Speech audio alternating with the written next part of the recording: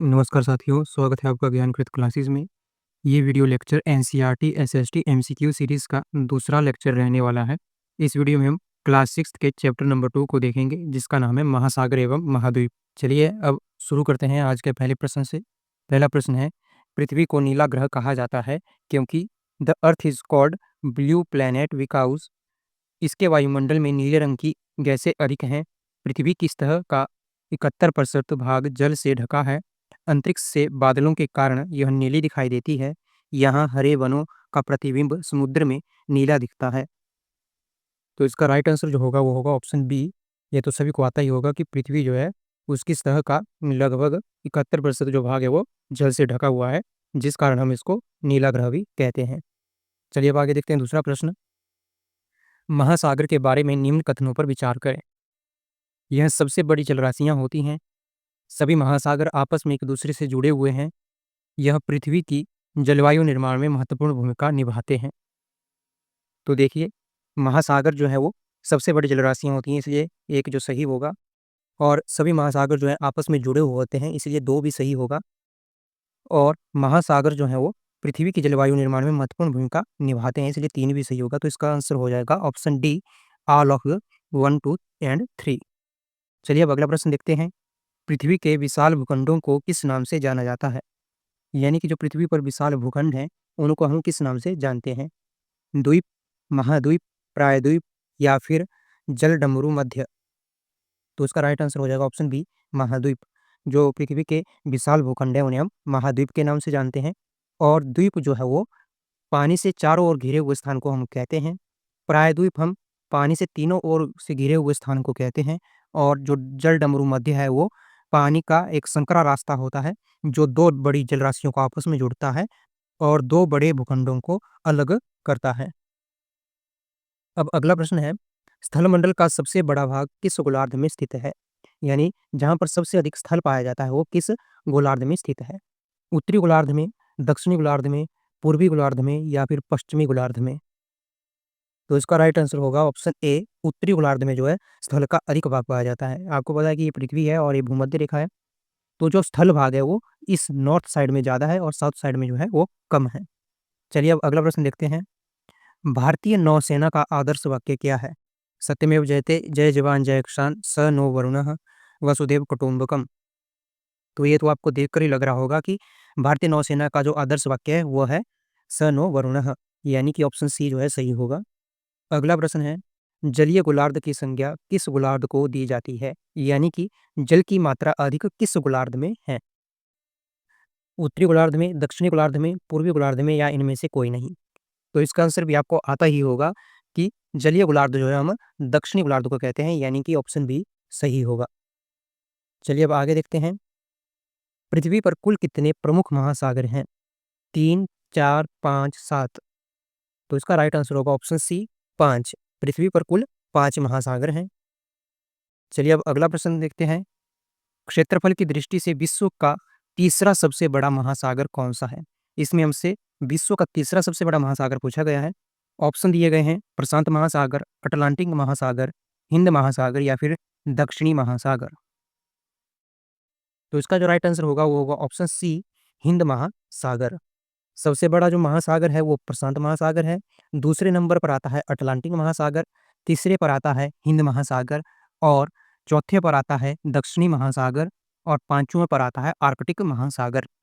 चलिए अब अगला प्रश्न देखते हैं। निम्न में से कौन सा महासागर पूर्ण रूप से उत्तरी गोलार्ध में है? इसमें पूछा गया है कि कौन सा ऐसा महासागर है जो कि सिर्फ और सिर्फ उत्तरी गोलार्ध में ही है। ये हमारी पृथ्वी है और ये भूमध्य रेखा है। इसका जो ये वाला भाग है इसको हम नॉर्थ कहते हैं और इसको साउथ कहते हैं, यानी ये दक्षिणी गोलार्ध है और ये उत्तरी गोलार्ध है। तो ऐसा कौन सा महासागर है जो कि पूर्ण रूप से इस भूमध्य रेखा से ऊपर की तरफ ही है? ऑप्शन दिए गए हैं, हिंद महासागर, प्रशांत महासागर, आर्कटिक महासागर या फिर अटलांटिक महासागर। तो इसका राइट आंसर होगा ऑप्शन सी, आर्कटिक महासागर।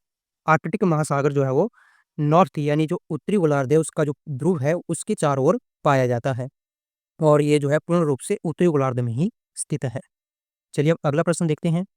अंटार्कटिका महाद्वीप के चारों ओर फैले जल राशि को किस महासागर के नाम से जाना जाता है?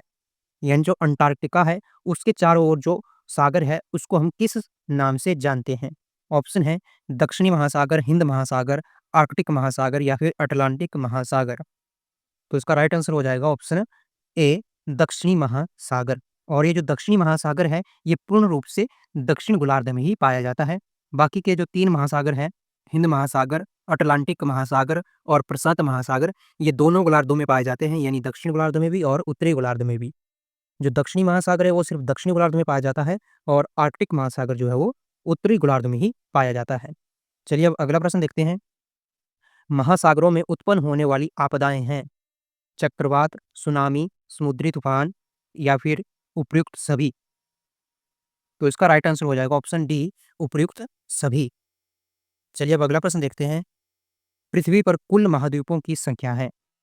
पृथ्वी पर कुल कितने महाद्वीप पाए जाते हैं? ऑप्शन दिए गए हैं 5, 6, 7, 8। तो इसका राइट आंसर हो जाएगा ऑप्शन सी, 7 महाद्वीप पाए जाते हैं। वो 7 महाद्वीप कौन-कौन से हैं, उनके नाम आप कमेंट बॉक्स में ज़रूर बताना। चलिए अब आगे देखते हैं। ओलंपिक ध्वज के 5 छल्ले किसका प्रतिनिधित्व करते हैं? आपने ओलंपिक का झंडा देखा होगा, उसके ऊपर 5 छल्ले बने होते हैं, तो वो किसका प्रतिनिधित्व करते हैं? 5 महासागरों का, 5 खेलों का, 5 आबाद महाद्वीपों का या फिर 5 रंगों का?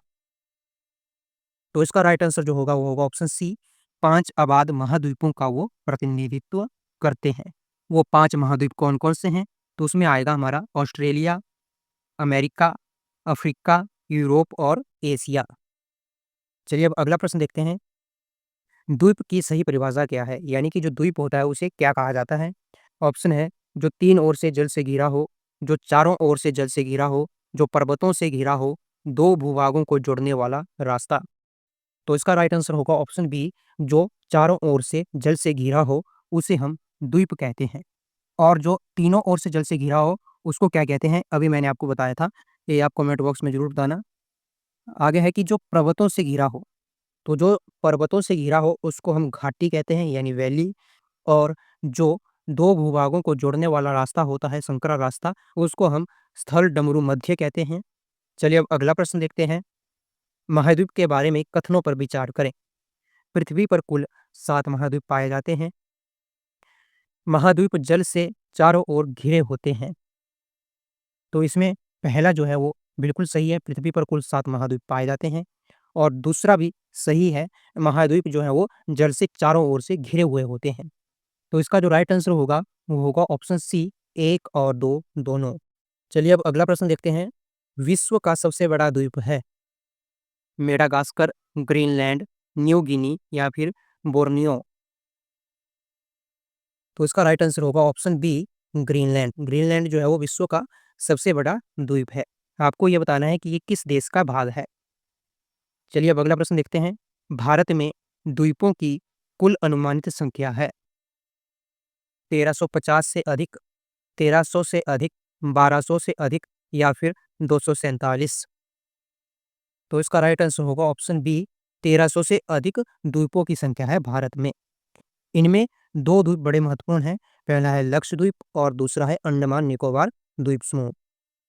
चलिए अब अगला प्रश्न देखते हैं। भारत ने 1983 में अंटार्कटिका में किस वैज्ञानिक स्टेशन की स्थापना की? भारती, दक्षिणी गंगोत्री, मैत्री या फिर हिमाद्री? तो इसका राइट आंसर होगा ऑप्शन बी, दक्षिणी गंगोत्री। अंटार्कटिका में वैज्ञानिक शोधों के लिए भारत ने 3 स्टेशन खोले हैं, जिसमें पहला है दक्षिणी गंगोत्री, दूसरा है मैत्री और तीसरा है भारती। दक्षिणी गंगोत्री की स्थापना 1983 में की गई थी और ये अब बंद हो चुका है। दूसरा है मैत्री, मैत्री की स्थापना की गई थी 1990 ईस्वी में, यानी कि 1989 में। और भारती की स्थापना की गई थी 2012 में। मैत्री और भारती स्टेशन जो है वो अभी भी खुले हुए हैं, लेकिन जो दक्षिणी गंगोत्री है वो बंद हो चुका है। चलिए अब अगला प्रश्न देखते हैं। प्रत्येक वर्ष विश्व महासागर दिवस कब मनाया जाता है? 5 जून, 8 जून, 16 सितंबर, 22 अप्रैल? तो इसका राइट आंसर होगा ऑप्शन बी, 8 जून को मनाया जाता है विश्व महासागर दिवस। 5 जून और 22 अप्रैल को कौन सा दिवस मनाया जाता है ये आप कमेंट बॉक्स में जरूर बताना। चलिए अब इस वीडियो का अंतिम प्रश्न देखते हैं। पृथ्वी के फेफड़े की संज्ञा किसे दी गई है? उष्णकटिबंधीय सदाबहार वन, महासागरीय वनस्पति, स्थलीय सघन वन या फिर दक्षिणी अमेरिका के वन। तो इसका राइट आंसर हो जाएगा ऑप्शन बी, महासागरीय वनस्पति को पृथ्वी के फेफड़ों की संज्ञा दी गई है। अगर मान लीजिए यहाँ पर महासागरीय वनस्पति नहीं होता तो इन्हीं ऑप्शनों में से कौन सा ऑप्शन सही होता? अगर यहाँ पर महासागरीय वनस्पति नहीं दी गई होती तो इन्हीं ऑप्शनों में से दक्षिणी अमेरिका के वन ऑप्शन सही होता, क्योंकि यहाँ पर अमेजन वर्षावन पाए जाते हैं जिन्हें पृथ्वी के फेफड़े के नाम से जाना जाता है। अगर मान लीजिए ऑप्शन में दोनों हो, अमेजन वर्षावन भी हो और महासागरीय वनस्पति भी हो, तो आपको जो टिक करना है वो करना है महासागरीय वनस्पति को। इस बात को आपको ध्यान में रखना है। और इसी के साथ इस वीडियो में इतना ही। मिलते हैं अगले वीडियो में, तब तक के लिए सीखते रहिए, पढ़ते रहिए। जय हिंद, जय भारत।